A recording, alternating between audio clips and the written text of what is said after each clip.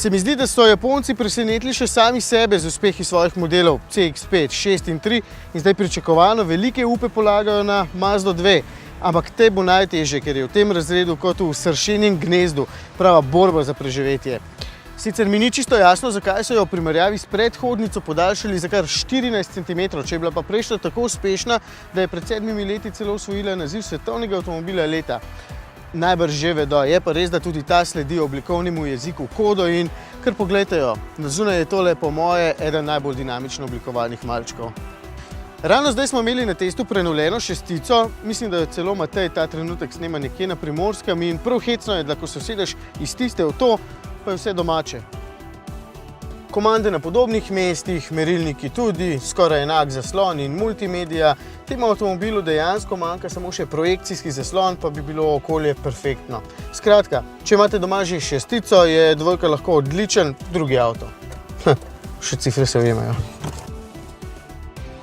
Kdor je pri prejšnji generaciji vihal nos nad trdo plastiko in dolgočasno obliko, tega tukaj ne bo več počel. Ok, plastika je še vedno bolj trda, je pa armaturna plošča zanimiva zlasti zaradi tega 7-palčnega zaslona na dotik, ki je v tej opremi Attraction serijski. Ja, napredek se vidi že na prvi pogled, malo pa se ga tudi čuti, predvsem na zadnji klopi, ker je tudi medosna razdalja zrasla za 8 cm. In tudi prtljažnik je pridobil 30 litrov, čeprav tukaj pa ne morem kaj, da se ne bi jezil. Poglejte, kako visok nakladalni rob ima in tudi odprtina sama je majhna. Ja, oblika jemlje svoj davek.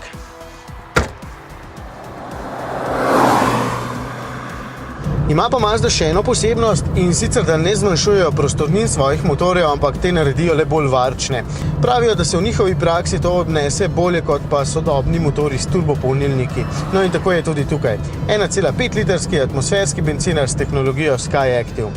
Po moči se s 66 kW, torej 90 konji, uvršča v sredino, je pa zanimiv, ker je lahko na voljo z novim 6-stopenjskim samodejnim menjalnikom.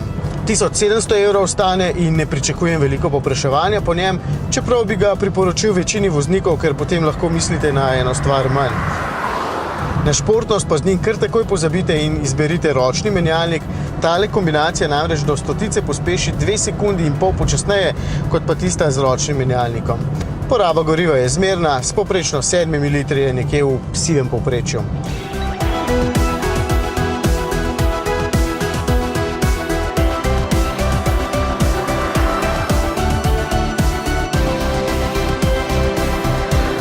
In še nekaj. Ugotavljam, da je vožnja sicer prijetna, še vedno dovolj dinamična, ampak vzemite raje 16-palčna platišča, pa bo Mazda 2 bolj odzivna. Tukaj se mi na trenutke zdi kar malo spužvasta. Evo, če želite, da vaša dvojka izgleda takole in ima tak motor, boste zanjo morali izpljuniti 13 890 €.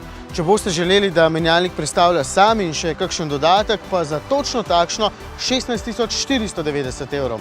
Vi veste, kaj vaša denarnica omogoča, jaz vem samo, da mi je Mazda 2 zelo všeč, čeprav moja bi bila malo drugače opremljena.